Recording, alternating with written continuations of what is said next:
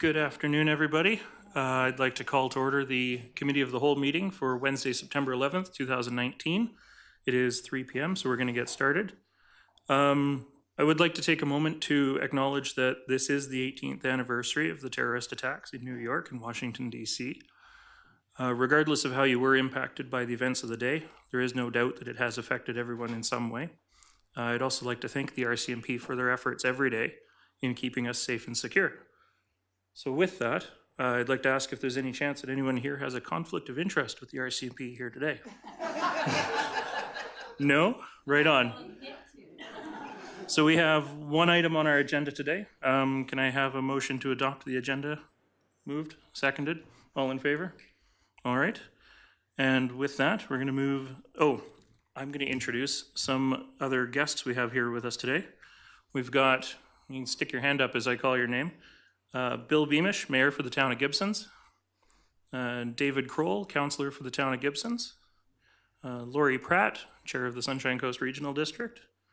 Leonard Lee, SCRD Director, Area A. Mark Hiltz, SCRD Director, Area F. And Stacia Leach, Vice Chair of Sunshine Coast School District 46.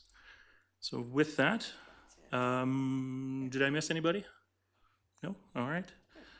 Moving into appointments and delegations. Item 3.1, RCMP Lower Mainland District Office and Integrated Teams. Motion to receive the report. Moved, seconded, all in favor? Great, and I guess we'll turn it over to you. Thank you.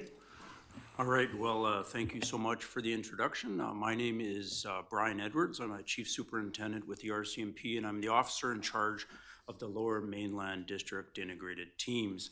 I'd like to start today with expressing my appreciation of myself on behalf of the teams for inviting us to be here today to talk to you, to explain what the integrated teams are, what we do, how they're structured, and how they serve your communities. So again, express my appreciation to Madam Mayor, Mr. Mayor, Mr. Mayor Beamish, and all other municipal government representatives. So what are we? What do we do? And how does it impact your community? I'm going to start with an introduction for some of my folks, and then I'm going to go back into an explanation with the integrated teams and how they're structured. After I complete the introduction phase and explanation of how the teams are structured, I'm going to ask each one of the integrated team commanders, there are 5, to come up and talk a little bit about their program and the operational components. It'll get very technical in there, but there's a lot of passion and a lot of enthusiasm, which I think will be well received by the community. So to my left, immediately here is Maureen Gullis, and she's a communications specialist attached to Lower Mainland District and the integrated teams. It's absolutely essential that we communicate appropriately with our communities and explain what we're doing, why we're doing it, and the return on investment for communities. Next to her is Joe LeBlanc. He's Staff Sergeant Joe LeBlanc.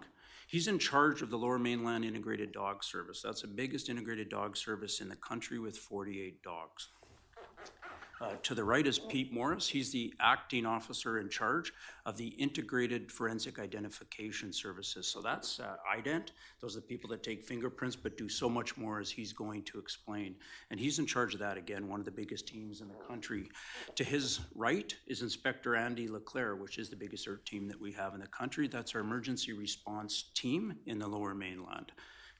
To his right is Dave Chohan. He runs, this is probably the integrated team that most people have heard of, is IHIT, the Integrated Homicide Investigation team. To his right is Staff Sergeant Joe Fortin. He's the advisory NCO, works with me specifically on the backstopping the administrative components of the integrated team. It's a large team that you see to get this going and provide support. To his right, of course, is Staff Sergeant Poppy Hallam. We're the reason she's the reason we're here today, and this group of people are here specifically to support her. When she picks up the phone in this community and she needs specialized police services, this team acts. They have over 330 people at their disposal, and depending on what she needs, if it falls into the specialized services, they get rolling and they support her. That allows her to focus on local community concerns and leave the highly specialized things that can drain resources locally otherwise to the experts. Dave Jewers, finally. This is our collision reconstruction section. This is a highly technical section, and these are the advanced collision reconstructionists. And for many people in life, unfortunately, this is the one that can touch any one of us. And just the people that don't have high-risk lifestyles, you can be the subject or your family of terrible collisions that can result in death or permanent disabilities for members. So we put a lot of resources into reconstructing those, finding out what's gone on, who's at fault, and we also make recommendations on road safety that come out of there. So we put a lot of resource into there. It's extremely technical. He's going to talk about that today. Did I miss anybody on our team? Did I get everybody back there? Superintendent Chuck McDonald. He works out of district office, and Poppy directly reports to Chuck. Very experienced member, and we're very pleased to have Chuck in that role at district, and he replaced Jeff Christie in that role. Okay, how did we get here? What are the integrated teams? What are these highly specialized units, and why the heck do we have them? Well, we've got to step back in time a couple decades to the 90s and early 2000s. And what's happened with policing is that small detachments and even big municipal forces, the generalization of policing is gone. It's becoming highly specialized. And there's a couple of drivers for that. One, the legal thresholds in this country are very high. So when you're a generalist, the courts are holding us to very high thresholds for evidentiary purposes and investigative purposes. So the days of a generalist they're gone. And the specialization in specific areas is what has taken over. And it started to emerge a long time ago, but specifically in the 90s and the 2000s.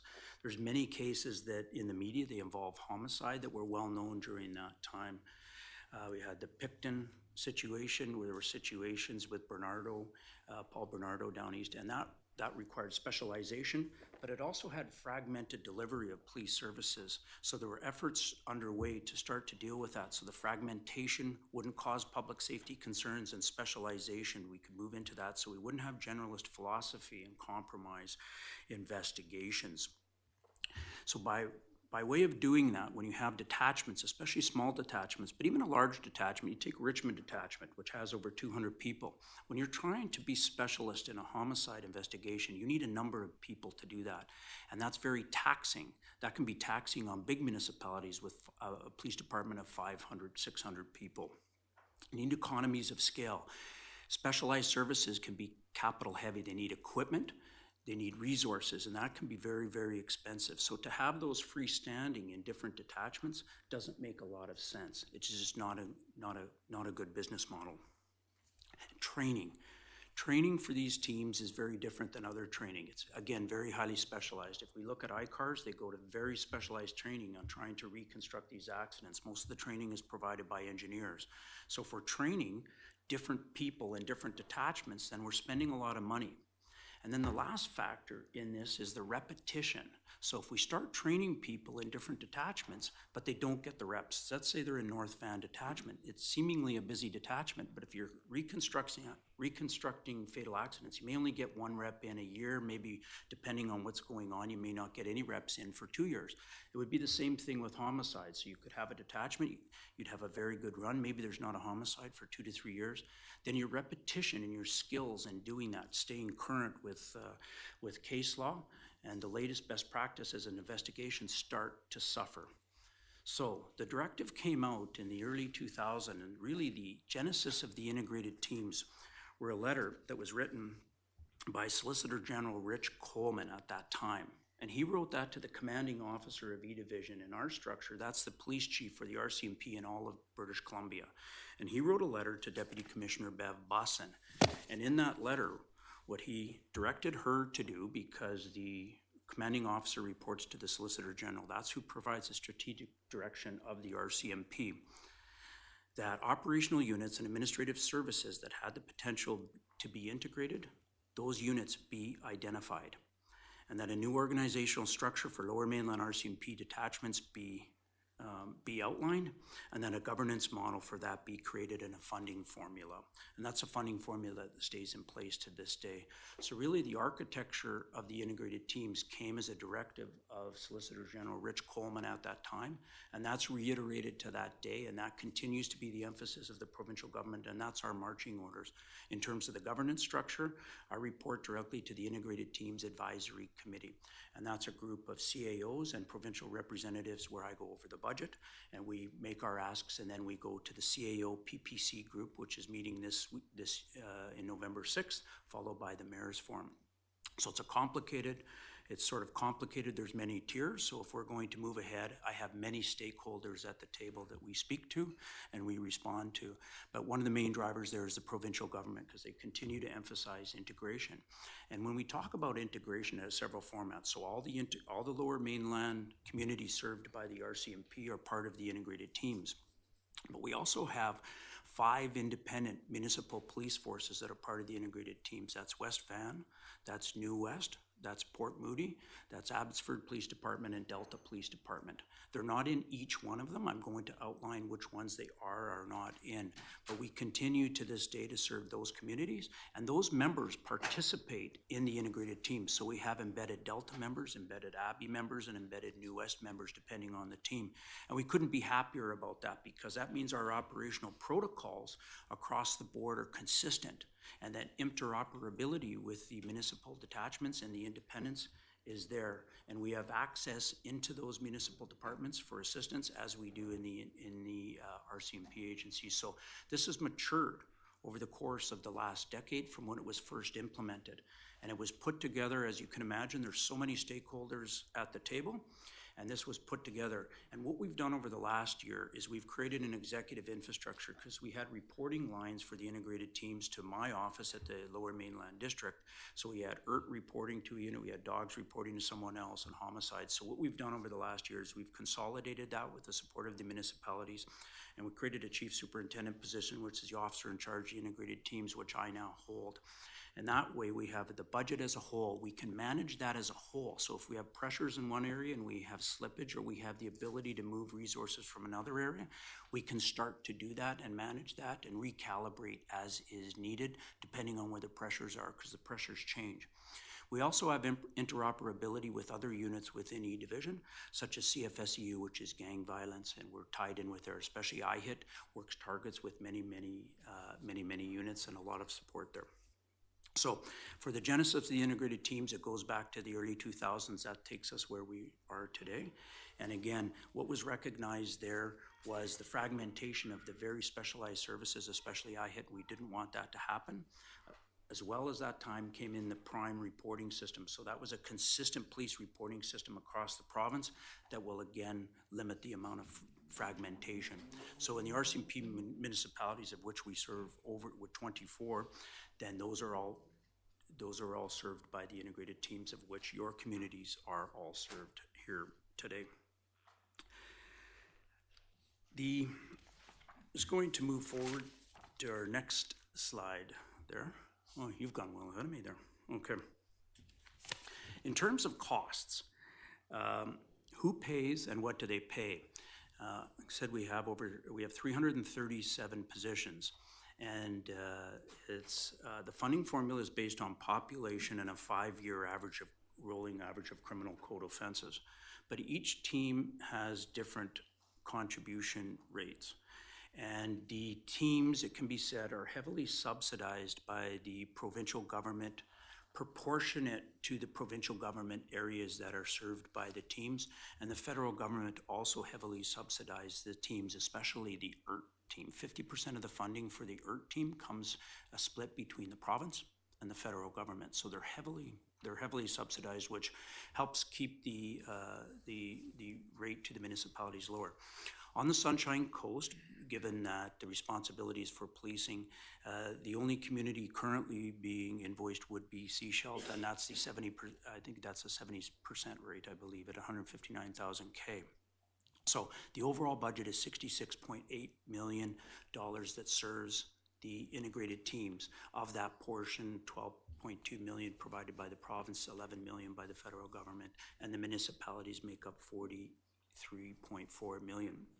So the way we look at it for municipalities, and in this case, we often say, instead of splicing it between individual teams, we look at the cost of one full-time equivalent police officer, which can rate depending on how you qualify that. If you're looking to add a member to the detachment, 170, 180,000 for a boot on the ground. So when we look at this for Seasheld, who is the one that is directly invoiced, the overall contribution to the integrated teams is less than 1 FTE. So if we go back in time of trying to look and reconstructing that, if the local community had to have the capacity to provide those services, it'd be very difficult to do with 1 FTE or the equivalent of that, and trying to stand up those teams or maintain that capacity and maintain that level of specialization. Again, the training, and then we want the repetitions. We want the members to complete those repetitions so they're good at what they do. In terms of one other piece I think that's important to mention here that we often see in RCMP municipalities by virtue of your contract, the federal government fully indemnifies all operations of the RCMP in your community. Therefore, by way of civil litigation, any lawsuits that arise by way of police operations, you're fully indemnified, so the city doesn't face the risk there. So if we move forward here, the calls for service across the Lower Mainland, we average nearly 50 calls a day. And these vary in complexity, and they vary in location. And there can be, in terms of when calls we look at IHIT, communities can go several years, especially small communities can go several years without that. That's exactly what we want. But in terms of an insurance policy, if we need to roll in that crew, then we have that capacity. So these vary from year to year. And over the course of the decade since the integrated teams have been established, what was happening at first with the formula, and there's always disagreements on the formula. We just execute the services, the formula are up to the municipalities. But sort of those rolling averages over time, those statistical averages seem to have taken root and have demonstrated that the value for service on that. Again, they were spread out well over the communities, and you can see when we talk about the ability to execute those services and the members to specialize in those crafts, they're having the ability to do it. And I can talk about the marshaling of resources. So we have some very significant incidents that have happened. People will be familiar with, such as the Marissa Shen homicide, which is still ongoing, so I won't talk about specific investigative components to that. But in such instances where there's clear public safety concerns, we can go to our IFIS team, which will work very closely with the IHIT team, and we can make sure that the people that are dispatched on theirs are the people with the requisite experience and skills and abilities to do that. And because the program is big, we can mentor people up during that period, so we don't have to send somebody that is just learning their craft. So we can marshal those resources based on what we need. And again, I know Dave does that in terms of what his composition of his homicide teams, because they vary in complexity and they vary in terms of public safety concerns. We'll go to the next slide. So this is a 5-year financial plan. So in terms of the executive infrastructure that I spoke about a few minutes earlier, one of the things that we did over the last year, there is historically some of the communities that we have served, they've indicated that there's a gap between what the RCMP finances are doing and what we're doing municipally. Clearly, the calendar year as opposed to the fiscal year is different. We recognize that. But where we were getting complications was that the RCMP, we were not forecasting costs that were coming. It was hard for municipalities then to throw that in the budget at the last minute. Now, the RCMP, when we make changes to operational models or equipment, it goes through what's called the Contract Management Committee, where the provinces and territories sit, and then it goes through a process to a local government contract management committee in each division. And there are several bodies that are responsible for distributing that information. So what we've done at the Lower Mainland District and with the integrated teams over the last number of years is we start to real telegraph and try to indicate what costs that may be coming down. And if there is a cost, why is that cost? So one of the things we've talked about over the last couple of years, extended range impact weapons, which is just a big beanbag gun. But the point here is that we brought it before the CEOs, explained that it may be coming. Here's what the approximate cost would be in the community, so they can budget appropriately. So the other thing we did last year to help us with this is we sought out, and we have the retired Chief Financial Officer from Surrey, and that's Vivian Wilkie, and she's retired. She did the finances for Surrey for 10 years. She built the architecture of the integrated team. So she now works for us on a part-time basis, and she provides, and she's mentoring our crew, and she provides that, she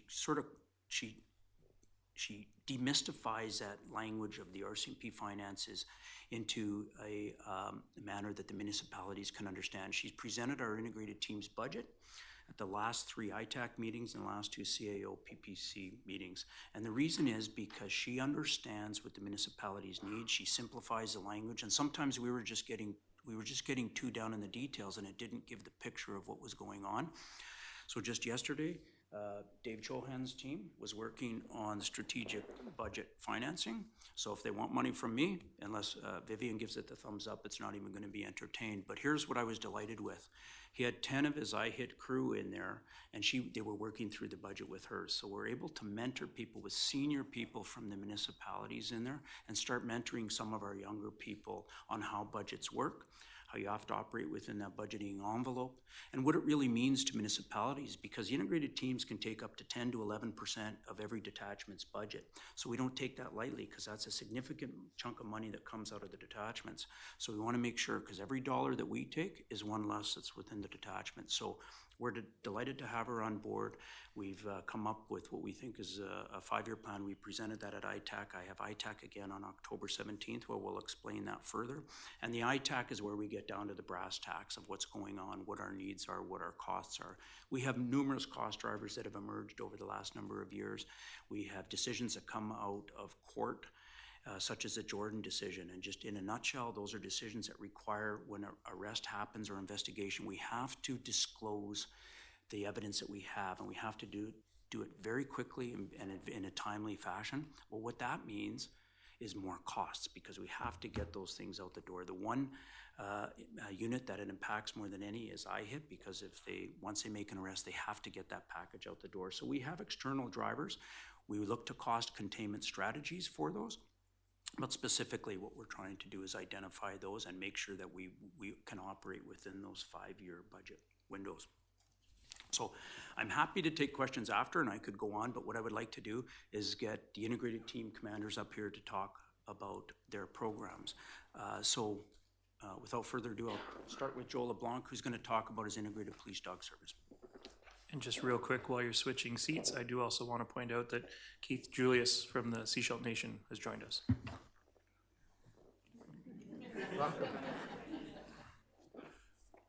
Your worships and counselors, thank you.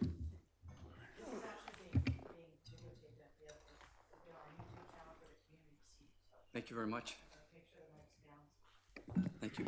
Your worships and counselors, I thank you very much. It's my honor to be here today to explain what my unit does and in regards to the I-team. So without further ado, the first thing I want to just talk about here is that we are support, the IPDS unit is support to the general duty members, plainclothes members, and other police agencies. So we have a big role, but we perform that role in relation to all the specialized services we provide within one dog that is trained for multiple profiles. So the RCMP is world renowned in relation to our dog training and how we actually train those dogs in relation to those profiles. So basically, the unit consists of 48 members. The 48 members are 37 RCMP regular members and 11 municipal members. Those 48 members are broken into 4 teams. Those teams are led by a team leader, a sergeant, and 3 corporals in each team, and then 6 or 7 constables under them. So we cover the Lower Mainland from Pemberton to Hope in a 24-hour shift schedule. And within that area of responsibility, across all those teams, you're going to get, and I'll get into this later, you're going to get those specialized services. So we cover an area of 31,000 square kilometers. We service 13 detachments and 4 PDs and 28 communities. So with those services. In the model, of course, like I said, is Delta, Port Moody, and West and New Westminster and Abbotsford. So Abbotsford contribute 4 of their municipal members to the model. New Westminster contribute 3. Port Moody contribute 1, and Delta contributes 3. So IPDS, we've done in the year of 2018-19, 83 community visits. So we actually have a huge communication strategy in relation to being involved within the community. We do school talks, we do special events, such things as RCB Junior Academy or soccer camps, anywhere that somebody requires us to speak about the section through dog demonstrations and so on. So we sell the unit that way as well in the community. It's interesting because becoming a dog handler, it's 750 hours of training, but there's a lot in that 750 hours to become a dog handler. It's a voluntary program where we have potential people wanting to be dog handlers. If they want to be a dog handler, they're supervised by a dog handler, dog master. They have to show the aptitude in which that they can actually train a dog. And in that program, they also have to raise or imprint 2 or 3 dogs before they're actually chosen to go to the training center. And that's it's a lot of work. We whelp out 120 dogs a year at the training center, and we have a very strict program which is called the imprinting program. Currently, right now in the Lower Mainland of British Columbia, we have 33 dogs being imprinted by potential dog handlers. So you look at that, we're the biggest police dog service in Canada. We're the biggest police dog service actually in North America. So you look at that across the board. So it's quite the ship to run. To become a dog handler, it's a 5-year commitment, but within that 5-year commitment, sometimes it's a little longer, but at least you're more or less apprenticing under a dog handler actually to understand what is required of your training. Very strict. So moving on to the next slide. So specialized training. So when I say specialized training, so in our program, so we have of the 48 dog handlers across 4 shifts, and this is how we present our services across those 4 shifts, is had to have these specialty services in place. So we have in the model, we have all dogs have a general duties profile, which is tracking, search for persons, search for guns, and then of course they're given a specialty profile, whether it be explosive, drugs, avalanche, attack, or ERT, and human remains detection. So we have 33 dogs trained in narcotics. We have 12 dogs trained in explosives. We have 12 dogs trained to work with ERT. And we have 2 dogs trained to work with human remains detection, and we have 9 dogs to work with attack teams. So if you look at that, we spread those out across all the shifting, which is 24/7 in all those teams. And any given time on a shift, you have access to that particular specialty or that particular dog. So that's basically what we do, and that's all within a single dog. So within our operations, the RCMP, we demand a lot from our dogs. But instead of other police agencies, they may have, let's say, a dog to track or a dog to search drugs. We incorporate that into our dogs. That and the program that actually we get that from started in 1998 because what was happening was back then, unfortunately, that brokering dogs was no longer available because of the fact that we were a small agency. The U.S. and other agencies would come in and take the dogs. So to our benefit, it was better off for us to actually start our own breeding program, which we did. So through the years, the breeding program has gotten a lot better. We've genetically matched our lines of dogs for the temperaments that we want. And from that, this is how we get our dogs actually to work in relation to what we're looking for a dog that's very intelligent and a dog that actually can handle those profiles. So specialized training, so shadow surveillance over VIP tracking evidence. So basically, we have dogs that work with explosive dogs work in with the VIP, with the PM visiting us and other dignitaries. So those dogs are always either surveilling or they're actually searching and clearing sites for events and so on. So tracking, evidence searching. So that's our bread and butter. So basically, in any given time in the LMD, we have any event where the dog is required. They were called upon to do tracking. They're strategically placed throughout the LMD on shift, and the detachment frontline members have that option of getting that service on the front lines. So specialized training, earth building searching and explosive and narcotics. Once again, those specialty trainings are like, again, they are the bread and butter for our service.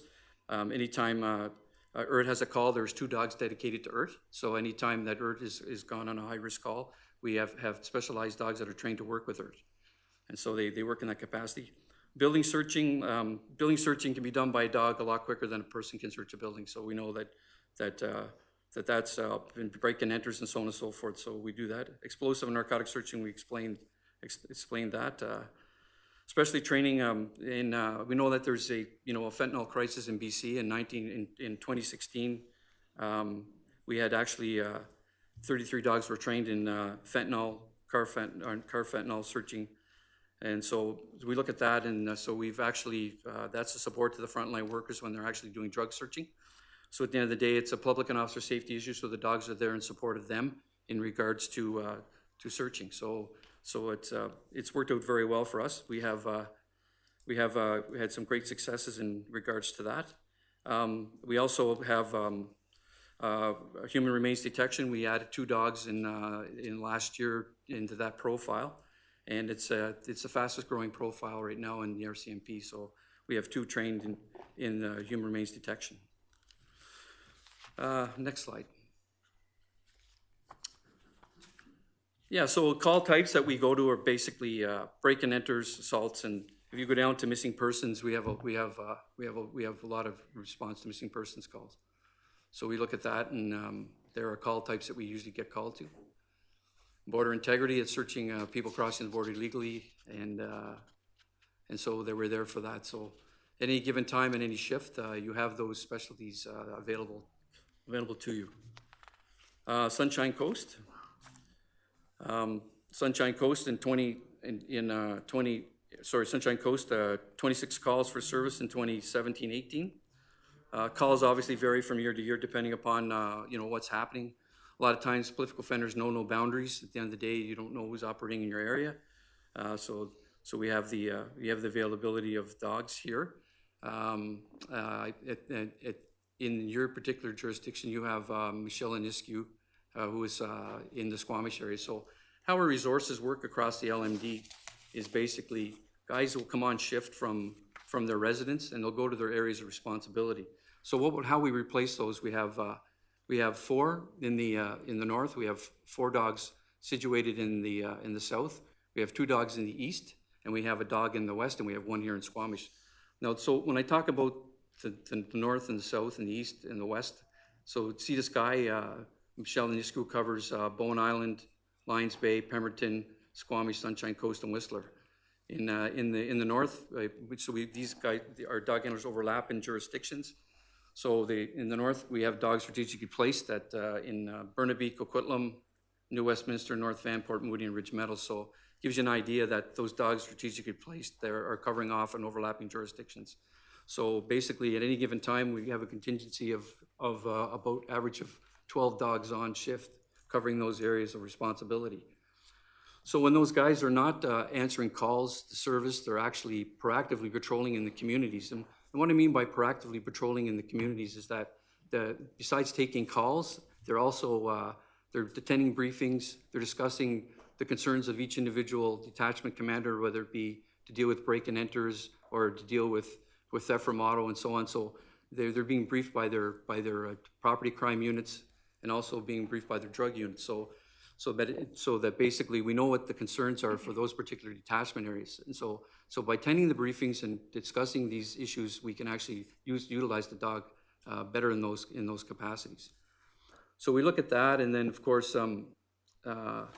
with that said, it works out for us in relation to basically when we're in proactive patrols, we're actually we're checking suspicious vehicles, suspicious persons. They're coming across dump stolen vehicles, and so yeah. And at the end of the day, I mean, the dog handlers are not like the fire department. They're not sitting there waiting for a call. They're out there in their jurisdictions.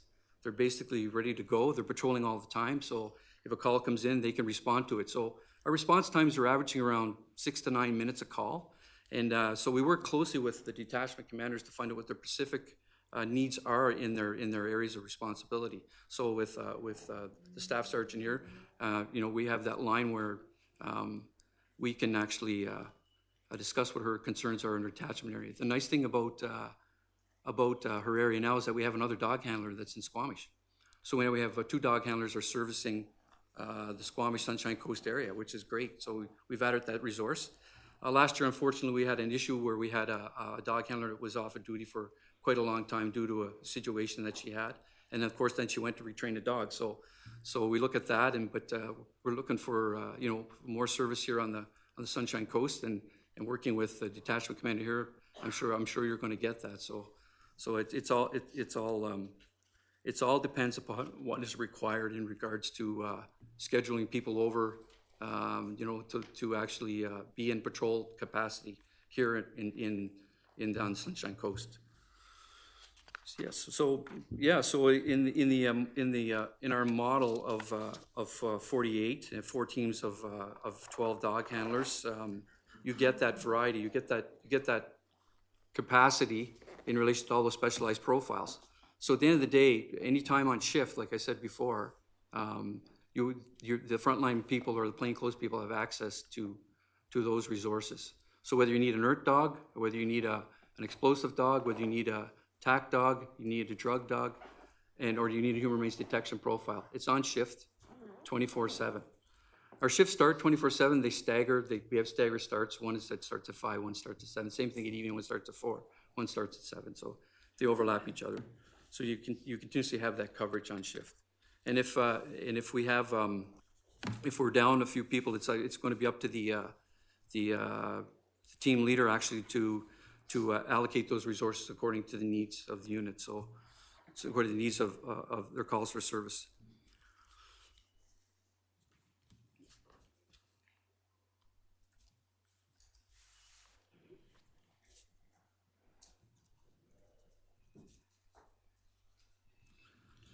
Yeah, so basically, getting back to the dog handlers and basically how they become dog handlers is that basically it's a rigorous course. Of course, the 750 hours to become a dog handler is only one aspect of becoming on their way to do that. They also have to go to the RCMP training center, and the basic dog handler course is 85 working days. So they're there for 4.5 months in the 85 working day course. So can you imagine what you have to know in 85 days?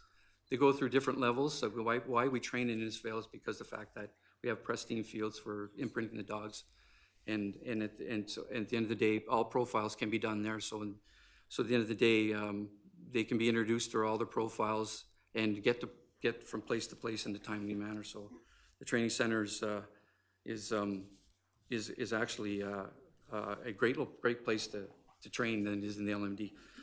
The other thing is that the dog handlers, what you really have to know here is that dog handlers are validated every year. We validate. A trainer comes down from Innisfail and evaluates the 4 teams. Validations are unknown to the dog handler, so each profile, their tracking profiles are tested, whether they're in drug profile or an explosive profile, human remains detection profile, they're all tested. And in the ERT profiles, it takes a very special dog handler and dog to work with ERT. And Andy can attest to that. At the end of the day, those dog handlers have to have the ability to operate and make decisions in sending that dog and working in that environment. The dog handlers are also governed by a strict set of rules that are laid out by the provincial standards. So on the Sunshine Coast, we look at. We go back here, so we look at calls for service. I think we have here, calls for service from 2014 to 2015, we've had Sechelt Municipal had 12 calls, Sechelt Provincial had 9, and then Gibson's had 23. And then, of course, up to 2019, we had Sechelt Provincial had 6 and Gibson had 2. So we look at that. And of course, the Sunshine Coast contributes to funding of $28,526. So that's all I have. I'll just maybe Joel's very technical, is that he's in charge of the dogs. So from a corporate perspective, what do we see with dogs? What do we see about the future? Because we got to look, what do we see going on in the future with the dogs? Well, we see increasing accountability with the dogs, dog bites, and I don't think that's going to change. I think that training standards are going to be absolutely essential to maintain those training standards. I see increasing sort of accountability in that regard, and that's fine. And I think that's where training standards come in. In terms of service delivery, 8 calls for service is low for the Sunshine Coast in the last year. So Joe and I have talked about that. He mentioned the injury to the member that was based in Sechelt. We also suffered a couple of other issues that went on in the old Lower Mainland District last year. We had a very unfortunate incident that took place in Burnaby in which several handlers were injured, and that impacted the entire program as a whole, because even though we have several, we've got a large community to serve. Geographically, the Sunshine Coast is different than anywhere else. So we want to make sure from a return on investment that the community is getting what they're investing in the dogs. I prefer to look at the overall number for the integrated teams of the overall services, but we do have to account for this. So in terms of a strategy moving forward, Joel is working closely with Poppy, and I think what we'll see is we have a second handler now placed in Squamish. So I think what we'll be able to see is more dedicated resources for the Sunshine Coast area. Different areas of the communities that we serve are going to have higher call volumes depending on certain factors that drive crime. In terms of Sunshine Coast, I don't think in terms of dogs that's going to be a high impact area, but at the same time that allows us to refocus our model and focus more on dedicated operations and planned things. So I think confident that moving forward that's going to be beneficial. I did just want to add that the proactive piece, especially for this community, is I think where we can do intelligence-led policing, and we can work very closely with the community on proactive policing, because I do know when different police cars come into this community, we drive in a black Tahoe today, the people in the community know which cars are in the community and that there's added resources. So we can make judicious use of that. Part of being in the community is to make people feel safe and to know that there's extra resources there that can assist Poppy. So we have that at our disposal, and I think as we move forward, now that we have sort of a unified command structure, we can do that. I want to take a minute because I made a huge mistake earlier. I forgot to introduce Sean Edwards back there, and that's my mistake. And he's got the same name, and so I should have remembered. So Sean is a business analyst. So it's one of the first business analysts we've had with the integrated. It's the only business analyst we've had in policing, and one of the first ones in our units. So what we wanted to do last year is we wanted business analysts. We want to show that our municipalities, that we have business acumen when we're deploying resources, and that what we're doing makes sense, sound fiscal sense, and that there's a return on that. So what Sean brings to the table are several things.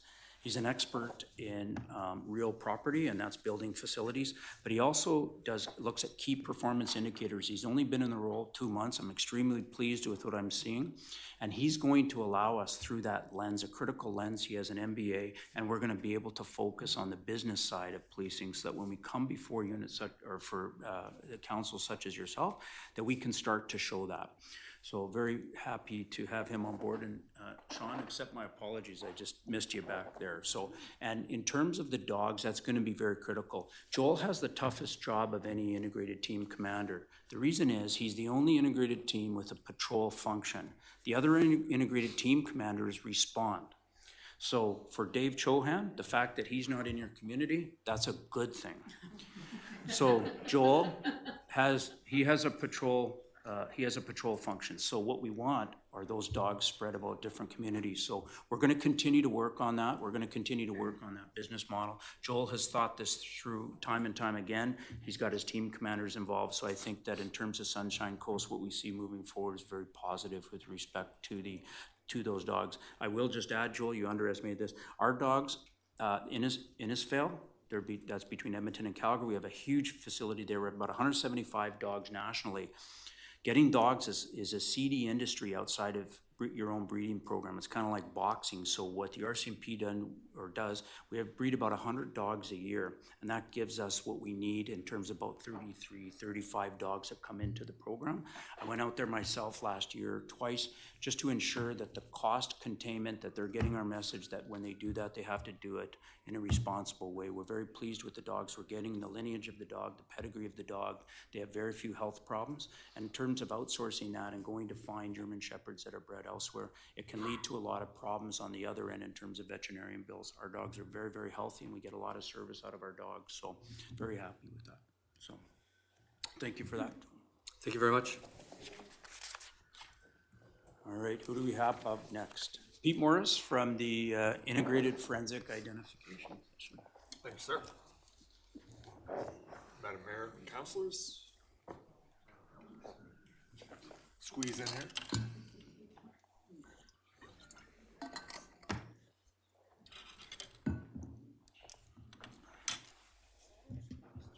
My name is Staff Sergeant Peter Morris. I have 29 years service with the RCMP and almost 20 now with the forensic unit, all in the Lower Mainland, out of Ridge Meadows, Langley, Surrey, the Picton investigation for almost 2 years, and then Chilliwack as well. Our forensic units are located in 7 main locations in the Lower Mainland, units in Richmond, Surrey, Langley, Chilliwack, Ridge Meadows, Burnaby, and North Vancouver. We have 58 regular police officers in our unit, 55 RCMP officers, and 3 West Vancouver PD members. We have an integrated agreement with West Vancouver for forensic services. Also, we have 9 forensic identification assistants. They are civilian members. They assist the regular members with their investigations, but can also do some exhibit examinations in our labs and do a lot of recovered stolen vehicle exams for us. They are civilian members and spread throughout the larger detachments in the LMD. Our training is pretty extensive. We are looking for 3 to 5 years of service before entering forensics. We bring them into our unit for a 3 to 6 month assessment period, just to see if they have a general aptitude in forensics and also to see if it's a career choice for them as well. We then will send them to our 7-week basic forensic identification course at the Canadian Police College, and that's in Ottawa. Basic courses there are crime scene photography, crime scene examination, and comparative analysis of fingerprints and physical evidence. They'll then return to our unit for a 12 to 18 month apprentice program. We'll assign them a senior forensic specialist as a trainer. They have a series of benchmark exams and courses to complete, and that culminates in a certification board at the end that they have to pass, and then they become what we deem a forensic specialist, and that's when they can tender expert evidence in court. Oh, sorry, Maureen, can you just go back to the first slide? Also attached to our unit is the forensic video analyst unit. There's 8 municipal employees who are technicians. They're spread throughout the large detachments in the Lower Mainland. And then we also have 5 analysts who are civilian members. They have a little higher level of training than the technicians in terms of enhancement of forensic video and presentation in court. And then we round out our unit with some admin support, a CM, PSE, and ME, and we have total 83 positions in our forensic unit.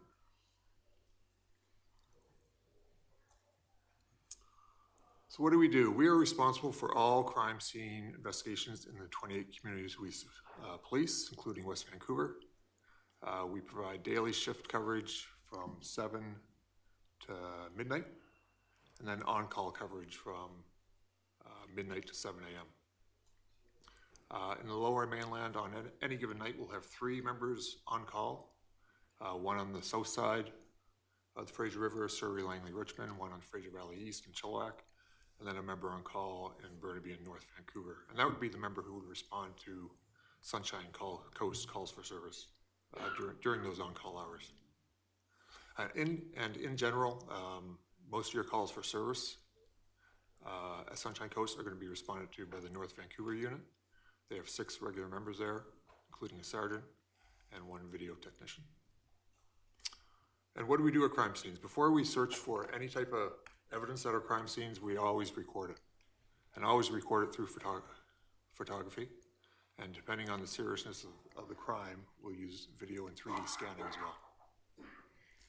Type of evidence we're looking for, of course, fingerprints, footwear impressions, tire tread impressions, ballistic evidence, and then all your trace evidence, your DNA evidence, hair and fiber evidence, other bodily fluids. And all our specialists are trained in comparative analysis of fingerprints, footwear, tire impression evidence. All our DNA and trace evidence that would be sent to the forensic lab for analysis there.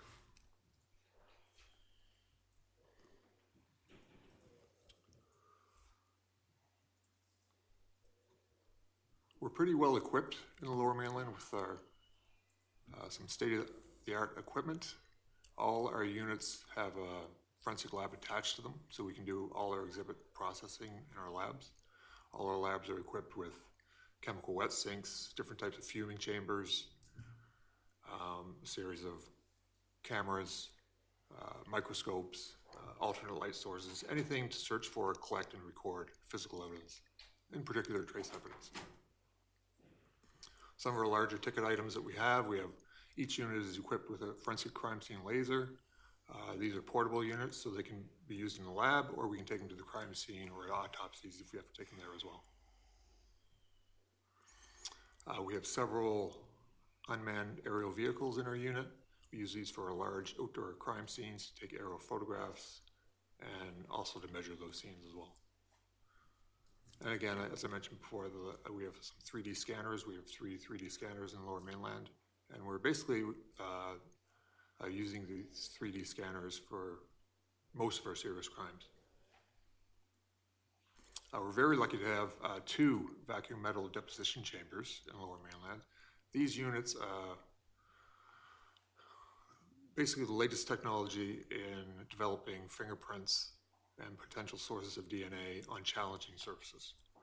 We have one case going on right now from historical homicide from 1970, where we've located a fingerprint that no methods were successful before. So there's only 4 of these units in the entire RCMP, and we have one in North Vancouver and a large one, large in the country in Surrey. And some other teams we have access to out of E Division. We have our FCERT team, which is our Forensic Search and Evidence Recovery team. We'll call that team in if we have to search for human remains, particularly scenes where the remains are not intact, say scattered over a large bushed area. We'll bring that team in. They have experts attached to that team in bone identification and human remains identification. And then our bloodstain pattern analyst team, also out of E Division. Again, if we have a large serious crime with a bloodletting scene, then we'll call that unit to do their own analysis of the scene. And our BC APHIS unit is our automated fingerprint identification section, and we will send all our crime scene fingerprints we locate into that section, and they will conduct the searches against the local and the national database.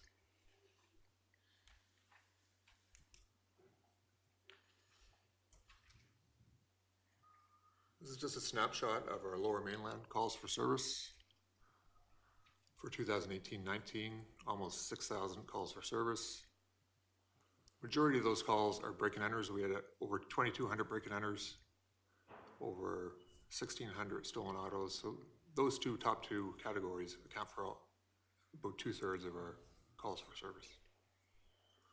And as we move down on the left, we get into our more serious investigations, which obviously use more resources, but we did assist it with 50 homicides last year, 45 attempt homicides, and 57 sexual assaults. And these are just some of our results.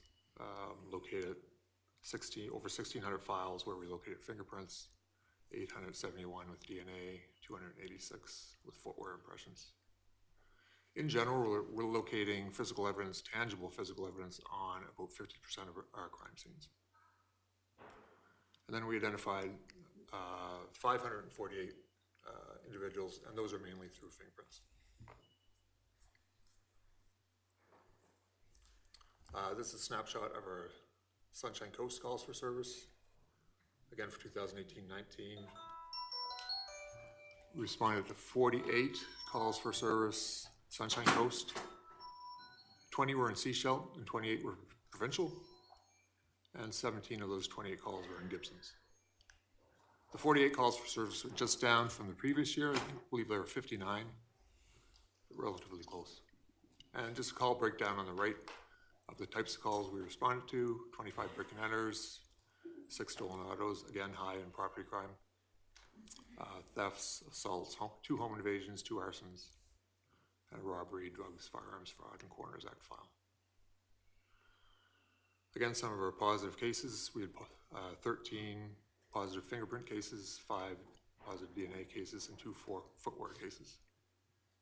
And identified 7 suspects on various files. And 1 footwear impression was identified. We also have 2 property crime examiners in Sunshine Coast. Those are actual members of the Sunshine Coast attachment, but they have a basic course in gathering and collecting fingerprints in case our members can't attend for some reason or they need to get the scene done fairly quickly. They would do some routine calls, routine break and enter or recovered stolen vehicle. So they can process it, obtain some fingerprints, and then they will send that file to the forensic identification member. Your calls for service this year are pretty well on par with the previous years. We have about 20 to 25 calls for service so far in the first 5 months from April. The only difference this year is we have the homicide investigation that occurred in August. I think Dave will talk a little bit about that, but from a forensic point of view, we had 2 of our members from North Vancouver at the scene for the 2 days for the entirety of the search. We had, again, our UAV was up here, our Leica scanner, our forensic crime scene laser they utilize there. And then they do all the subsequent exams with that, exhibit exams, they attended the autopsy, and all the follow-up work with that too. And that's basically it from my forensic side. Thank you for allowing me to present today. Thanks, Pete, so much. From the corporate level, interoperability with IHIT, 100%. They work with IHIT all the time. So on the most sophisticated matters that we have, their members work very quickly. So the protocols and interoperability is very good. It also gives access to the Sunshine Coast to the members that have the high rep and the specialty. So when they come in, they have the requisite experience to get those convictions. The proper acquisition of forensic evidence is absolutely critical in 2019. It's absolutely critical. And with the threshold tests that are in the court, forensic evidence is difficult to contradict. It stands on its own. So we have 100% confidence in this model, and we have confidence in the surge capability of this model and the ability to get into the community and properly acquire evidence at a standard that is, we believe, on par with any other forensic identification unit in the country. You'll also note, again, capital intensive. It's intensive in equipment, it's intensive in training. So again, by pooling those resources, you get an economy of scale. Thank you so much. All right, this takes us to, speaking of capital intensive, is our Lower Mainland Emergency Response Team Inspector, Andy Lecaire. Again, super high level of training, and when you need these guys, you need them. So I'll let him. Right, good afternoon, everybody, and thank you for giving me the opportunity to talk a little bit about our emergency response team. So we are a full-time emergency response team, and that changed in 2006. Prior to 2006, we had a patchwork of part-time teams throughout the Lower Mainland, and it simply wasn't the best way to do business. So in 2006, we transitioned to a full-time model, and that is really seen as the industry standard. There are still 3 other teams in the province that have a hybrid of part-time and full-time members, but it's definitely the way the country needs to go, and our team is definitely a gold standard. So we cover the Lower Mainland District, so everything from Boston Bar to Pemberton to the coast to the border into the Southeast District. And then the Southeast District ERT takes over from there. We have 3 operational teams that overlap to supply coverage around the clock, and that around the clock coverage is supplemented with what's called operational readiness. So when you have an emergency response team, that's a lot of resources, and to have them 24 hours a day out there when we don't have a patrol function, it simply isn't effective. So the operational readiness allows our members to have 15 individuals that are on that on call, and they have the ability to be engaged within in a file within 15 minutes of being called. So it's very, very effective. And just given the size of the Lower Mainland District, ultimately you guys would be in better shape during the day than if we were heading way up past Boston Bar, because we can just drive onto the ferry and be over here in 40 minutes. So we're the largest team in what's that? Does it work that way? I think we may need to revisit that, but Okay. we'll come back to it. Yeah. So we're the largest. Obviously, we're the largest team within the RCMP, and we jockey in the top for size in the country. Our mandate is to conduct high-risk police operations, or those with that potential. So ultimately, what we do is we deal with anything that is beyond the capability of a typical police officer as it relates to tactical operations. We have access to specialized equipment, and that's a transition that we've seen over the last 10 years, where we're moving towards using robots, using drones, anything that can put us in a position where we're not going face to face with a subject of complaint. If we're able to mitigate that by having a drone provide observations, or a robot, we don't want to escalate a confrontation if it doesn't need to take place.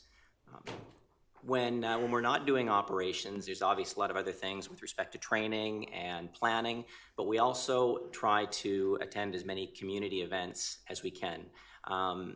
We want to demonstrate that there's no mystique with what we do. Yes, we have different color uniforms, and they certainly look paramilitary.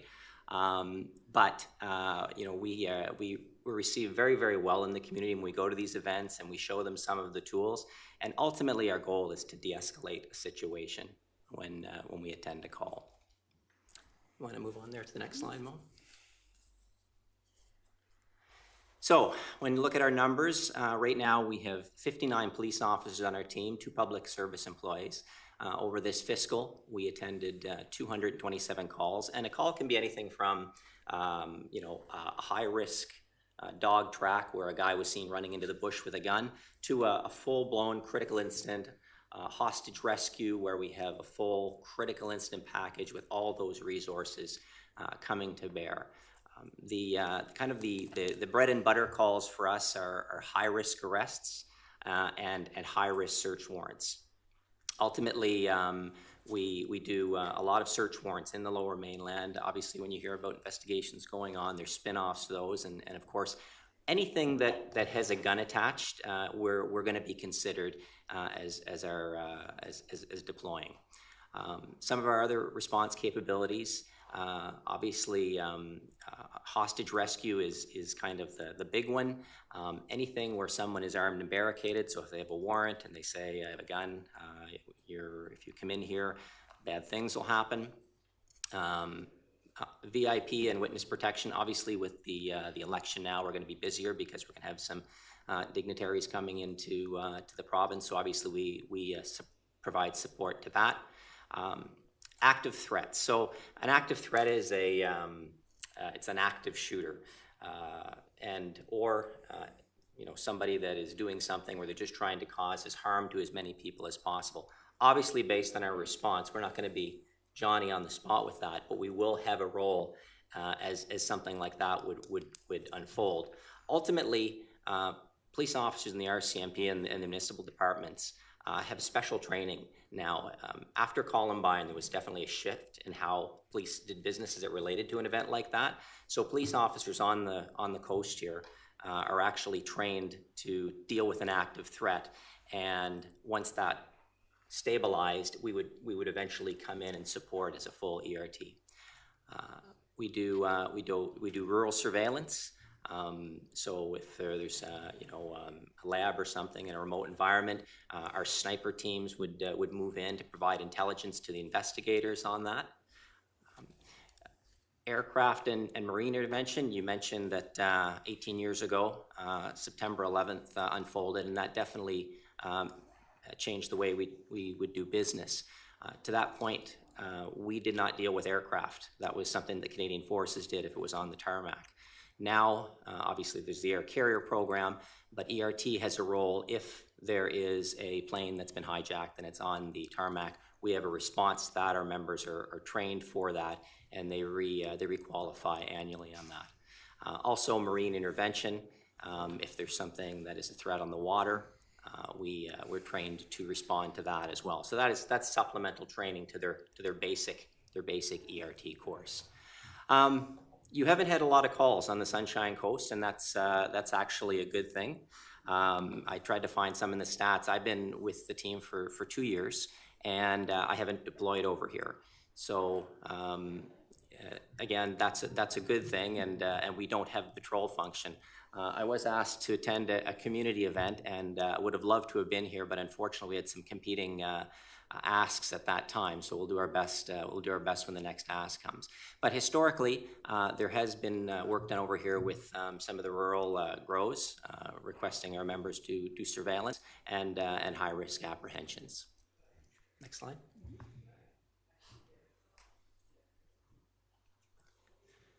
So becoming an emergency response team member is it's a lot of work and a lot of dedication. First of all, when a member is interested in becoming an LMD ERT member, they have to meet some certain physical standards, and they need to be supported at their detachment. They take part in a selection. From that selection, it's a week long. It's very rigorous. We boil down members that are suitable to go on to a next phase. That next phase is several months of training and assessment. And if they are deemed to be suitable, then they attend a course in Ottawa, which is 8 weeks long. And if they're successful, then they transfer to an emergency response team. Supplemental to that, we have a mandatory training requirement of 480 hours a year, and that's a lot, and it's difficult to meet that with all the other competing stuff that we need to do. We also have specialty profiles. Again, this is something that has really increased in expertise over the last number of years. So we have on our team, we have medics who are highly trained because they may need to deal with an individual who's critically injured in an environment where we can't get ALS to them, and we may not be able to get them out of there. So it's not just a simple first aid. They're trained to a very, very high level and under a governance of a physician. Going through a door that's locked isn't always the easiest thing, and so we have breachers that's what they train to do. They train to get through doors using mechanical breaching, using explosive forced entry, because once we make that conscious decision that we're going through and the team's moving, time is of the essence, and we have to get in there as quickly as possible. The aerial extraction team, these are individuals that will basically go up a tree if you have a protester, so a high angle arrest. They'll also support other units in areas where, in Shannon Falls, when there were 3 people killed last year, our members assisted the underwater recovery team in getting them in there in order to get the victims out. Also, snipers are a big part of the team, and deploy on every call. And also, we have a tech support team, and so they're drones, robots. They assist in logistics, and we're looking to expand that profile as well. And then, of course, their team specialties. I mentioned marine, rural, tubular is actually the aircraft piece, and also CBRN. And again, the training that takes place, it's essentially 1/3 of whatever we do. So we have 3 operational teams. We have a training component, we have a sniper team, and we have a tech support team. And we're constantly evolving this model to get better. And the guys and gals on the team are certainly the type of people that you need to be pulling them back, not pushing them forward, because they are passionate about what they do. Next slide. So, because you haven't had an ERT call here, I thought I'd just give you a very brief rundown on what happens when an ERT call takes place. Well, so first of all, what will happen is, using just an example, would be a domestic situation where one partner takes another partner hostage and is threatening to harm that individual, and there's a presence of a weapon. So the local detachment would attend there, and once they determine that, okay, we have a hostage taking or somebody being unlawfully confined, somebody's in there with a gun, there's indications that they're barricading the door, and they've advised the police that they're going to harm this individual, and they have a gun. That's an ERT call. So what would happen at that point in time, Poppy or her delegate, the supervisor that's on scene, would consult with the regional duty officer, and a call would be made to a critical incident commander. So I'm the officer in charge of ERT, but I'm also critical incident commander. I'm one of 7 within the Lower Mainland District. And I would determine if this meets the threshold for a deployment. And obviously this is very straightforward, it would. And that's when you really get an idea of the resources that will come to bear. So that would be a deployment of at least 15 ERT members, or 12 ERT members, 2 dogs. You would have the critical incident commander. There would be EDU would come. You would have the crisis negotiation team. You would have, we might engage air services, logistics to get our team over here. EHS, fire would be called. So it's really a huge machine once that button gets pushed, and so that's why the whole process is under a critical incident commander to make that call, because as that unfolds throughout the course of the day, you can get into tens of thousands of dollars very, very quickly. So it's a big machine, and again, we haven't been here for a couple of years, and I'll preface that now that that's a good thing. So with that, that's Good. That's ERT in a nutshell. All right, thank you very much, Andy. I'll just add a couple of pieces there again. Where do we see this going in the future? Where do we need to take our business model in the future, and why are we here? Probably more than any other unit here, the situations that ERT faces are highly public in some cases, and they often result in inquiry, and they get deconstructed down the road.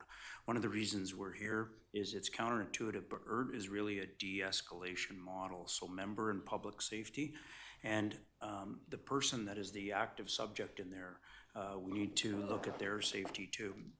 So the amount of training, you mentioned 480 hours. So what we're seeing on the horizon is continued training that is being mandated by the government, because when we go in there, we've got to be accountable for every single move that we make. So when incidents like this start, the critical incident commander is under a significant amount of pressure, and they need to record every decision they make and every step they do, and that's going to happen. It's going to be very quickly, and minutes matter and seconds matter. In very difficult situations, decisions have to be made off the bat. So we see continued pressure there for accountability. So we don't train 480 hours for fun.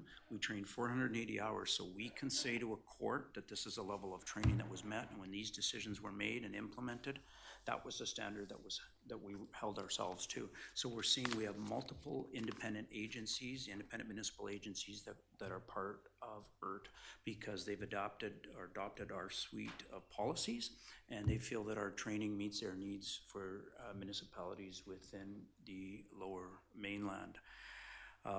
Again, it seems counterintuitive, but the entire goal in that is that we have a de-escalation, and the numbers of incidents and when they de-escalate is extremely high. Like, we very seldom is it not de-escalated, and it seems quite easy after it's all over, but that's based on the rollout, member and public safety, and we have crisis negotiators attached too. So that's always the first thing that we're going to first avenue that we're going to take. So again, just external drivers of cost, why we're there, why the apparatus is there. And I know that you had questions in terms of attendance. We do have protocols for attendance. I don't want to disclose too many operational steps here. We have protocols and attendance that will get us here. Simply put, I don't want to disclose in a public venue what our response time is going to be, because we have operational needs to withhold that information. But we do have several layers of protocols to get ourselves where we need to get to. Thank you so much. Thanks very much. Okay. On to the next one. Okay. Collision reconstruction. Good afternoon, mayors and councilors and public. Thank you for the opportunity to have my team here and speak about what we do. I'm in charge of the Integrated Collision Analysis and Reconstruction Service, and that's ICARS, the acronym. What we look after is the forensic reconstruction of fatal and serious injury crashes in the Lower Mainland. So forensic reconstruction, by that I mean we do only forensics. We don't do interviews, we don't do arrests or search warrants. We just do the actual forensics at scene, and we determine why a collision happened. A lot goes into that, as you can imagine. I'll talk a little bit about our training. We have 19 Reconstructionists here in the Lower Mainland, and we are the largest team in the RCMP, perhaps the largest in Canada, I believe. And we have ICARS teams throughout the province, but we work out of, and the police that cover your community work out of our headquarters in Surrey, so that's where we would respond from. Next slide, please. So as I said, we're responsible for the forensic aspect of collisions that involve serious injury or death, and also police motor vehicle incidents. Our members understandably take a lot of training. It usually takes about 4 years to get a police officer to the point that they're really competent in collision reconstruction. You've heard the analogy about doing math in front of a public crowd. Well, our guys do math and physics in front of a courtroom full of judge, jury, and public, and it's all recorded. So it takes a lot to get to that level where you're not only competent to do that, because someone's freedom may actually be on the line in that trial. So our people are very good at what they do and determining how a collision took place. We do a lot of training. We have courses all over North America. It's expensive, as you can imagine. Recently, as Brian mentioned, we have engineers that come up, and often they're from the U.S. We had one from Georgia last year that was working with us. Next month, we have one from California coming. We're doing some research and training on motorcycle crashes. So we've got some crashed cars from ICBC, and we have some crashed motorcycles. And we've built essentially hydraulic arms that will control the motorcycle, and at speed we're going to be crashing them into cars with accelerometers on them and measuring the coefficient of friction, measuring the deceleration, doing some calculations, and basically that's the type of training that our members are continually doing to be competent at being able to give expert evidence in a court on this type of stuff. Brian mentioned highway engineering as well. That's one of the most satisfying aspects of our members' jobs. A lot of them take a great deal of satisfaction from that. And what they're looking for, we don't just look at why a crash happened, but sometimes it's an engineering issue with the road. And I'll give you a good example. There's one that I went to a number of years ago. I won't say where, but it was a roadway essentially on the side of a cliff. It was, I'd measured the super elevation of the roadway, and we do what's called a critical curve speed calculation. So calculating basically the fastest a car can take that curve safely without losing control. So I did my calculation into that fatal collision. A few years later, another member of my unit went to the exact same curve, and very similar circumstances. Fatal crash happened. He did the same super elevation measurements and found that the road was actually settling. So it's something that we were able to pass on to the provincial engineers and let them know that your road is essentially falling off the cliff, and it allowed them to make changes because that had affected the critical curve speed of the road. So things like that, my members, as I said, take a great deal of satisfaction in finding ways that we can actually reduce injury and save lives. It's one of the most satisfactory things. We have a lot of specialization as well. Some of my colleagues mentioned specialization. For example, we have members trained in forensic tire examination. There's a number of subspecialties that we have that our members are very motivated to try and learn more about. With technology changing, vehicles are changing, so there's a lot of things always coming out that are different for us. A good example, we all have cars probably with ABS. We used to see big black skid marks on the road because cars didn't have ABS. Now you don't see those big black skid marks very often because the wheels aren't locking up. So changes with technology are happening when anti-rollover systems are taking place. It changes how we do things. It changes the formulas we have to use and how we actually come to, for example, a speed that a vehicle was traveling from skid marks. Every probably 3 or 4 years, we're changing something different in how we do things. We have to adapt. Next slide, please. So technology, this unit especially innovates a lot. We generally kind of push the technology that the collision reconstructionists across the country use. And a lot of the technology the RCMP gets into, we are the first to start that. For example, some of my colleagues mentioned drones. We were the first to actually get a drone in the RCMP. We wrote the policies and got the approvals and started that off. The same with 3D laser scanners. Drones we used to just use for flying over a crash scene and taking photos, and it's gone so much further in 10 years. They essentially fly themselves now. You push the button, they take off, and they'll fly a grid pattern. They come back home, and we just upload the data, and from that, we can actually have a 3D walkthrough of the scene. You can literally walk through it as if you were actually there with the software. It's quite incredible from where it used to be with blurry photos, and we were flying it like a model helicopter, hoping we'd get some good photos that were usable, and now they're so much better. 3D laser scanners, every one of our trucks, I should mention, has this equipment. So each of our trucks, we have 1-ton trucks, they have about $250,000 of equipment in each truck. That includes the laser scanners. These things, we set them up, and it basically will take a laser measurement of everything in sight, multiple measurements, thousands a second. So everything in range, it will take measurements of, and if we want to go back to the scene later, let's say we had actually missed some evidence, we can go virtually in the software, go back to the scene, and if we wanted, we could measure the height of the road lines, the height of the paint on the road from these 3D laser scans. It's quite incredible. Accelerometers. One of the very interesting things we're doing now, ITS imaging, we all know cars have black boxes. They've had for a long time. We've been doing that for 15 years. Newer vehicles have infotainment systems and telematics systems. So if you're pairing your phone with your vehicle, that's actually making a copy of your text messages, of everywhere you've been, of call logs, videos, images, pretty much anything that's in your phone can be retained in the vehicle's hard drive now. So to my knowledge, we're the first to actually start doing this.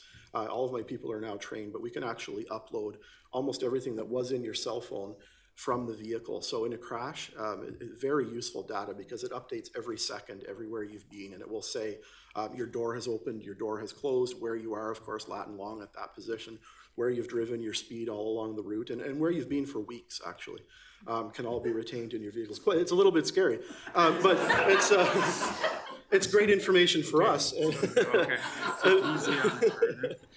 Great information for us, and it's being used by our major crimes, and IHIT are using this as well. So we have this ability, and sometimes it actually involves actually getting into the chips, like pulling microchips out, and very technical stuff. A whole lot of things you can see on the slides there that we're using with technology.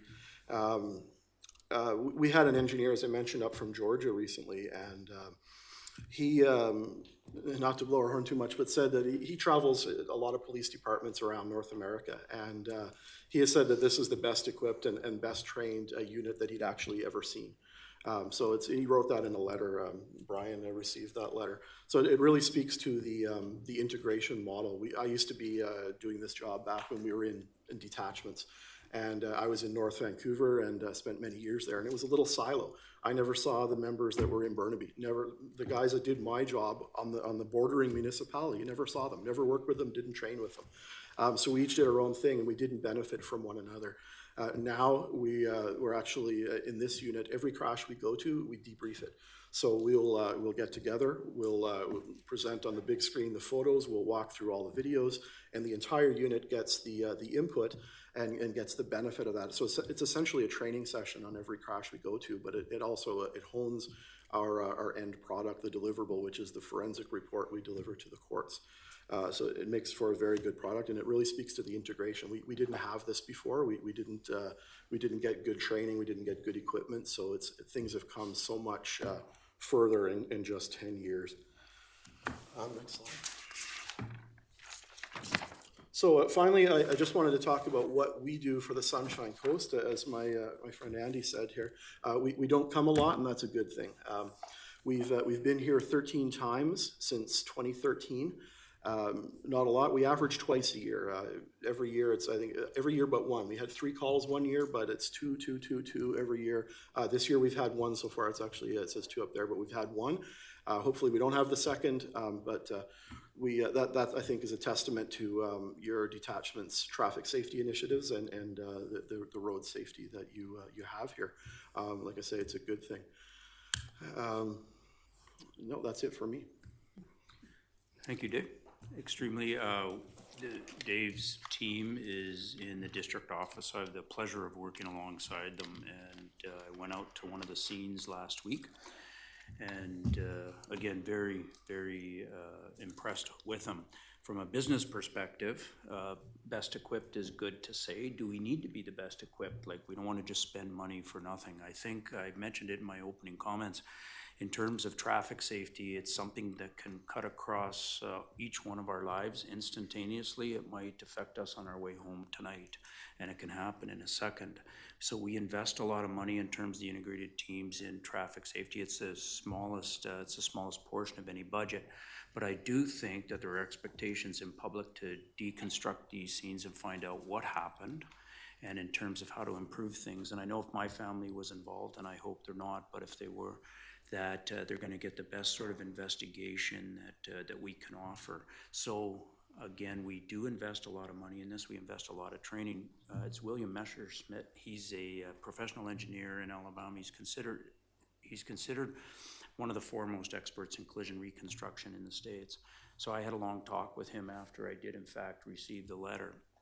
And he believes that the Lower Mainland District ICAR scene would go head to head with any of the top 6 reconstruction firms in the United States of America. The beneficial thing, we talked about integration, and he compared it to the municipalities in which he works in the States. Often private market engineers will come in to act for the insurance companies. That doesn't happen in Canada, and he says it gives a lot of closure that you have here that they don't get in the States, because we're able to come up with answers on what has happened in these cases. And I think that's extremely important to families, and this is a service that we can provide to detachments and support them that they would never be able to create internally. So just a few extra comments on that. Thank you. All right, we're going to finish with, in terms of cost, our biggest team, and in terms of manpower, and clearly the most well-known, Dave was appointed as the officer in charge of homicide this summer. Comes with a tremendous wealth of experience. We have 100% confidence in him in 2 ways, both operationally with his experience, and from a corporate perspective, he's very good. Because again, the reality of policing is we have to look at budgets and we have to measure things, and it's infinite how much money that we could invest in these things. But there are a point where we have to be responsible. So Dave has been very good so far. So I'll turn it over to him to explain his program. Thank you, sir. Your Worship, councillors from Sechelt and Gibsons, and our representative from First Nations, members of the communities, people who are here in attendance, good afternoon to all. My name is Dave Jahan. I'm the officer in charge of Integrated Homicide Investigation Section, also known as IHIT. IHIT is Canada's largest homicide section. As Chief Superintendent Edwards mentioned in his opening remarks, the idea of integrated model of policing started in the late 90s and the 2000s. There was a BC policing study initiative conducted in 2000, which resulted in a number of concerns and recommendations that were made, and that resulted in the creation of the Lower Mainland District Officer position. And then through support from our mayors, consultative forums, and staff working groups, and the request from the provincial government, from Solicitor General Rich Coleman at that time, we created IHIT in 2003. So it's been 16 years for us in operation. Initially, when we started, the focus was on the Lower Mainland RCMP detachments, but slowly we had interest from other municipal partners, and so today we have 4 municipal partners who are part of the integrated model, which includes Abbotsford Police Department, New Westminster, West Vancouver, and Port Moody. We have 110 employees in IHIT. That includes 80 police officers. So 72 of those police officers are from the RCMP, and 8 come to us from our municipal partners. And we have 14 civilian member positions and 16 administrative positions. And these folks perform all sort of roles, from supporting our incoming members, providing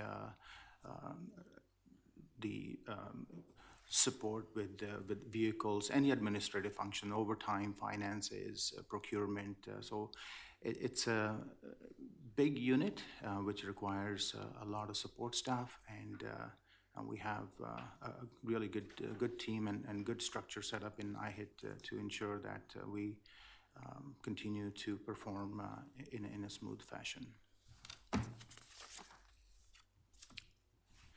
IHIT itself is like a detachment in its own. There is an officer in charge, and there are 2 inspectors under the officer. And there are 7 investigative teams. Each team has 8 investigators in there. The composition of these teams are normally 4 constables, 3 corporals, sergeant, and an oversight by a staff sergeant. Then we also have support systems, support teams, which includes our cold case team. They're responsible for taking on any investigations that the other investigative teams are unable to handle because of workloads, or investigations for one reason or the other have stalled or considered cold or unsolved. So we have a special team, dedicated members on that unit, who reviews and prioritizes these cases. And we use the different factors in our approach to these cases, because there are in excess of 260 unsolved cases that we have on IHIT. And, but we have to look at the victimology, the solvability factors, the public interest, the risk safety factors. It's difficult to solve every homicide case out there, but IHIT, along with comparably with any other police department in BC or Canada, we are, if not at par or above in our clearance rates and how we tackle our homicide investigations. We also have our support units within IHIT who provide us with specialty and expertise in interviewing witnesses, because the homicide cases they're one of the most complex investigations to solve. So we have a pool of investigators who are skilled in the areas of interviewing or cultivating reluctant witnesses or managing hostile witnesses. We have a file coordination unit that is headed by a staff by a sergeant and supported by a corporal. and a number of civilian and administrative support staff. And their duties are to make sure that we comply with our disclosure obligations to our Crown Counsel. As Chief Edwards mentioned, the Regina versus Jordan case, that's something that the Supreme Court came down in September of 2016. Just very quickly, this was a dial-a-doper operation going back to 2008. Multiple individuals were arrested and charged. One individual by the name of Mr. Jordan, his particular case took 4.5 years before it completed in courts. And he was convicted, and his defense lawyer appealed and cited charter violation, that there was unreasonable delay in completing that trial in a reasonable time frame. So Supreme Court ended up staying that case, and as a result, Regina versus Jordan ruling came out, where the courts have imposed a presumptive limitation on police and Crown Counsel. If it's a case where individual has been charged and they are going to provincial court, and they want that case done in 18 months. And if it's a case that's going to Supreme Court and the individual's charged, they want that case done within 30 months. So that puts a great deal of pressure, a huge onus on police when it comes to disclosing these mega cases. So there's not just a Jordan ruling, but we also have the BC Provincial Policing Standards that came into effect in January of this year. So as you can imagine, these homicide cases that are so complex in nature and require such a high threshold for us to receive charge approval from Crown Counsel, it takes a tremendous amount of work and effort at the onset to complete that disclosure in a timely fashion and present that to our Crown Counsel partners.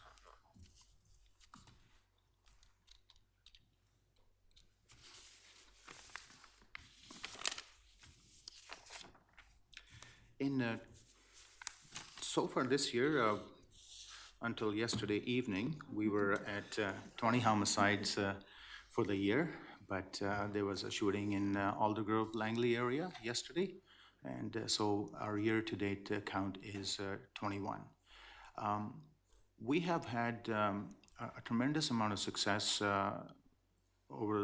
since the inception of IHIT, and I can just cite a couple stats for you. Last year, we had about 18 charges laid and almost about 18 convictions. And this year we are at 19 charges and we have 9 convictions. So these are really good indication.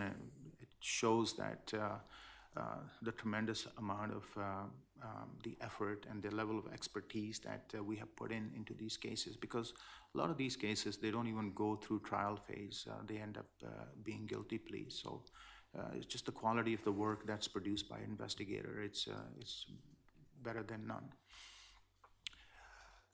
The majority of the homicides, we have a classification system, and they are non-organized crime type files, and we have noticed that over the past 5 years, the culpable homicide rates, they have been declining. For instance, in 2019 and year to date, there are 2 files that were classified as organized crime, which is a 78% decline over 5 years. And same with culpable homicides from year to date, they are showing that 32% decline over 5 years.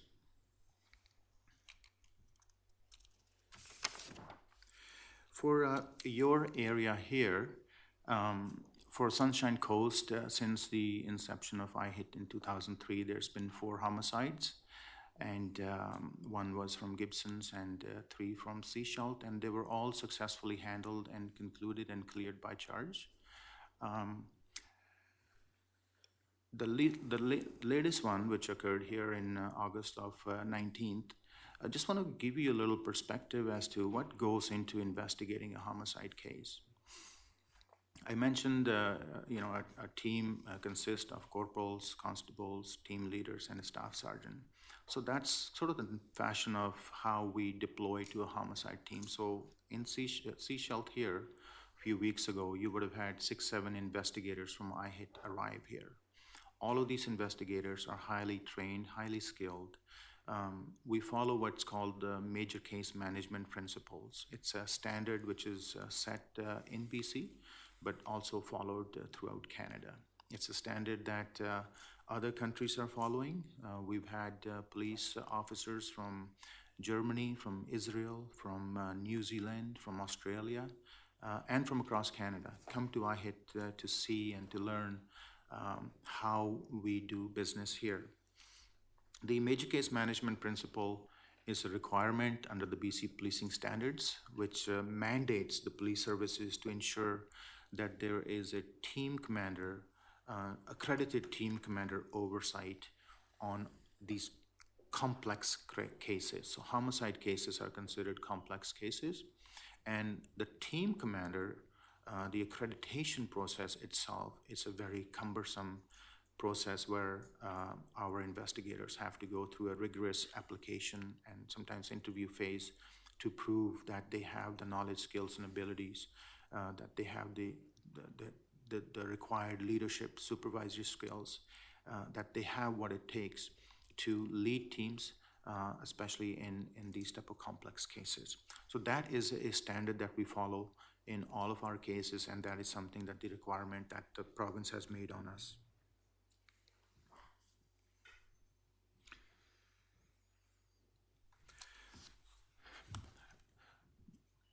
The homicide that we had here in Sechelt, those are the typical, what we call it conventional type of investigations.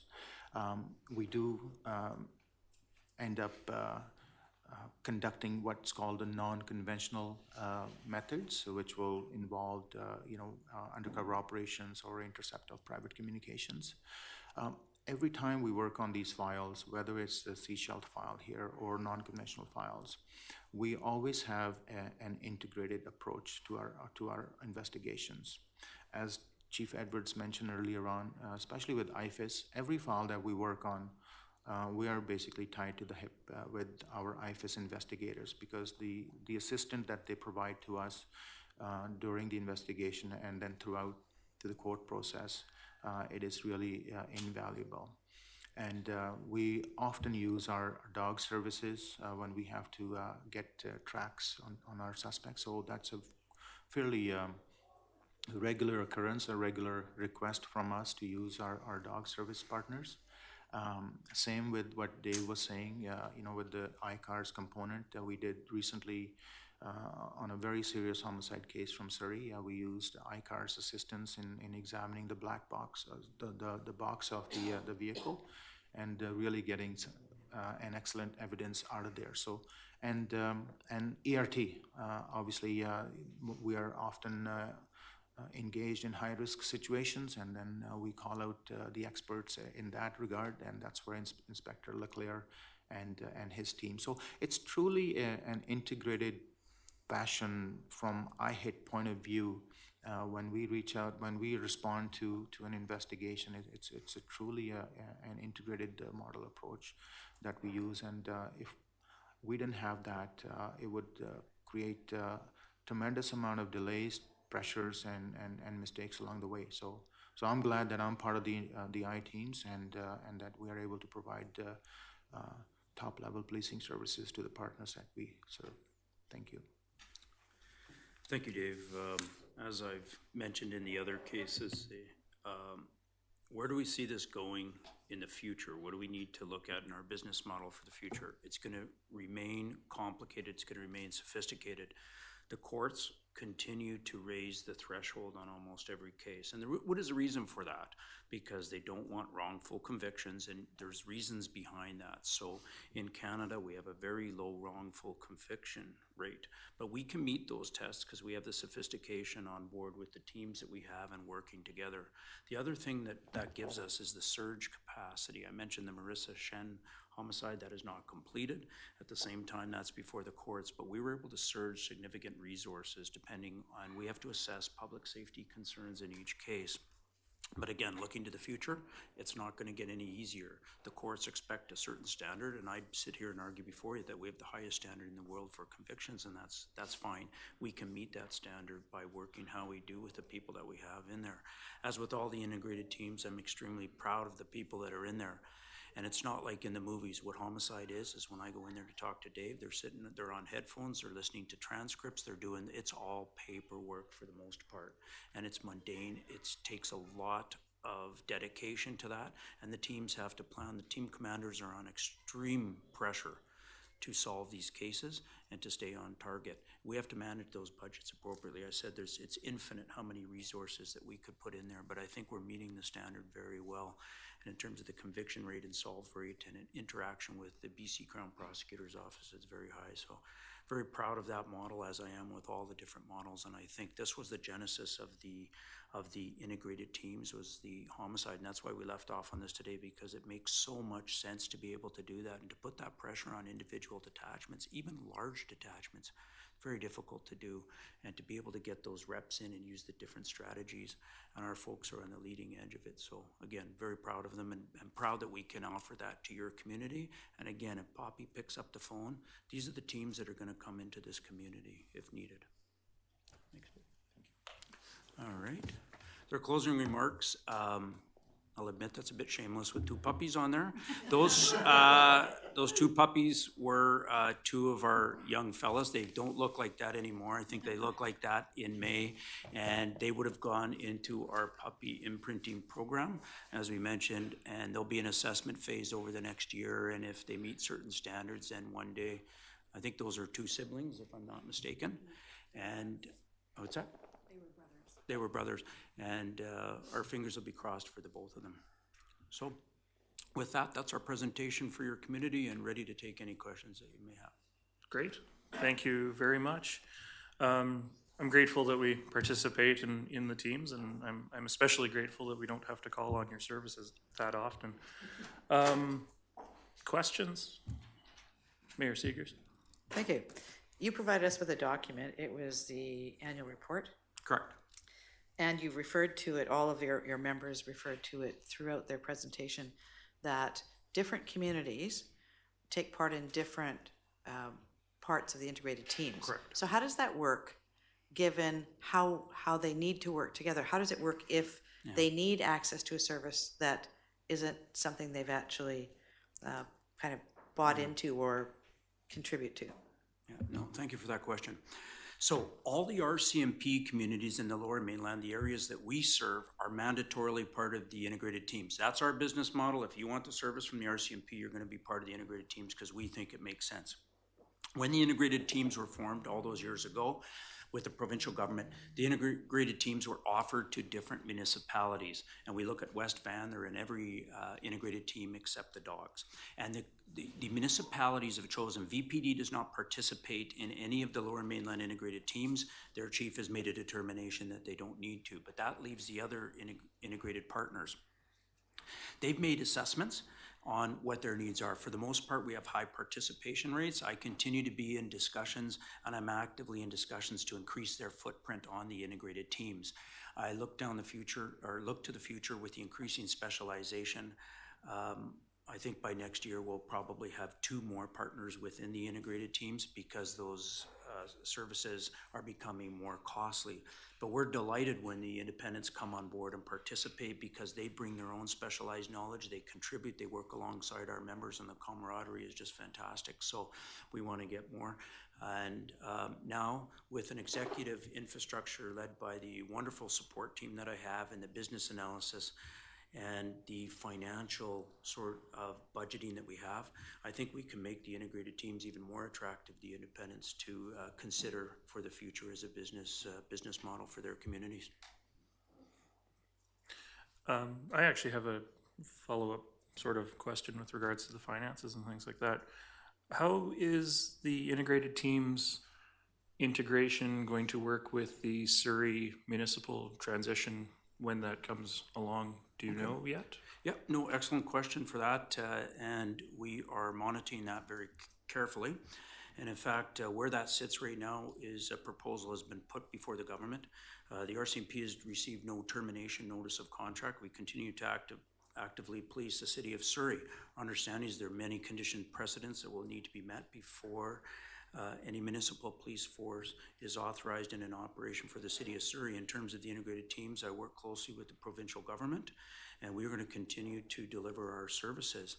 In the model that was made public by the city of Surrey, the recommendation was to remain within the integrated teams. We're going to continue with our mandate. I'm going to continue with the strategic planning that I do in the excellence in service, and we will adapt accordingly for however that may turn out. We think it's an attractive business option. We think we offer a good product and we can compete with anybody. So we'll roll with the punches on that, and I'm satisfied there won't be any service interruption to any of the municipalities that we serve in terms of the integrated teams. Great, thank you. Any other questions? Mayor Segers? Sure. How do you get over here? Is it by ferry, or is it, I mean, are there times when you need to come over some other way? But I know you have a lot of equipment, so how do the logistics of that work? Correct. So I said earlier we have protocols. This is a public forum. We have several layers of protocols. I don't want to discuss response times in terms of that because I wouldn't want to give an advantage to anybody in terms of our ability to get over here. RCMP has protocols in place. We have access to air services. The RCMP and E Division has an air services unit with several helicopters and planes. And then we also have watercraft. We have our own watercraft, and we have protocols in place with other agencies. So we will get members here when needed. When you look at surge capacity, depending on the need for the integrated teams, the RCMP has also enhanced, as of many other police forces, their ability to engage with active threats and events that are going on at a certain time. Because it doesn't matter where you are, because you could be in Richmond, Burnaby, and we've saw in Columbine that terrible event that occurred so many years ago, that the first members that are going to be on scene are general duty members for any sorts of incidents. And so you've seen in policing, not just RCMP, but generally across the board in policing, the ability to be able to go in there and engage firsthand. And again, we talk about other specialized sections in terms of ERT as trying to actually de-escalate things. So I'm satisfied that we'll be able to get over here. Does it present challenges? You bet. It presents challenges to BC Ambulance and to fire support and to other agencies there. But I'm satisfied that we'll have protocols in place and we'll get here. Awesome. Okay, any last chance for questions from council? No? All right. Do any of our other government officials who are here in the audience today have any questions? Mr. Hiltz. So I just like kind of a snapshot of what is an integrated model. Like it might have been at the beginning, but like for a lay person, like a non-RCMP language, what is the integrated model? Well, try to sum that up in a line or two. Okay. Well, let's say there's two pieces to that. Integrated really means the RCMP working with independent municipal police forces such as West Van, New West, Abbey. So that's one piece. But I think what we see in terms of the integrated model, there's also another piece in pooling specialized resources that we feel there's an economy of scale to provide that. So in integrated, there's two pieces. We pool specialized resources to meet, as was laid out many years ago by the Solicitor General Rich Coleman. Pool those resources so we're not wasting money and taking away from local municipalities where we don't need them. We need access to them, but you don't need them in place. And then look to integrate it and offer that beyond the RCMP to independent municipalities, which we're happy to do and enjoy. We thoroughly enjoy working with other municipalities. So I hope that answers your question. It's a tough one, but hopefully that captures it. Example is Sunshine Coast Regional District would be considered an integrated service provider. So I'm just, it's nice to, I like that. Thank you. Okay. Anybody else? Mayor Beamish? I know we're in early stages of discussion, but as you know, we're looking at independent police force for town of Gibson's. And I'm noticing the cost that Seychelles incurring for the integrated services. we were to become an independent force. Yeah. Would we be a portion of the costs that are currently charged to Sunshine Coast? Or would there, which would in effect reduce Seashell's cost, absorb some costs for Gibson's? Or would be a portion cost, of course, across the whole integrated area, service area? Okay, good question.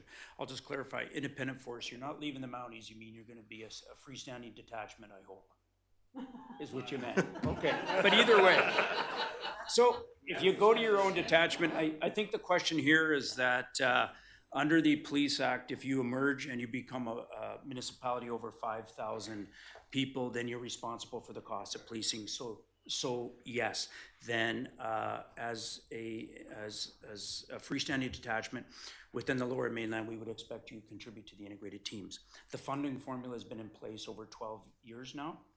And I mentioned it earlier, 25% population, 75% 5-year average criminal code cases. In your case, you have, I think just emerging, you would have a smaller population than would Sechelt, so you would be billed accordingly. We could run some numbers for you, but it wouldn't be on the level of Sechelt. It wouldn't reduce the overall cost because the Sunshine Coast has to pay X to receive those services. What it would do would reduce the contribution of the provincial government because that would no longer be covered. It'd be covered by the municipality. And we can definitely, I know that you're actively looking for that and preparing for the possibility of emerging.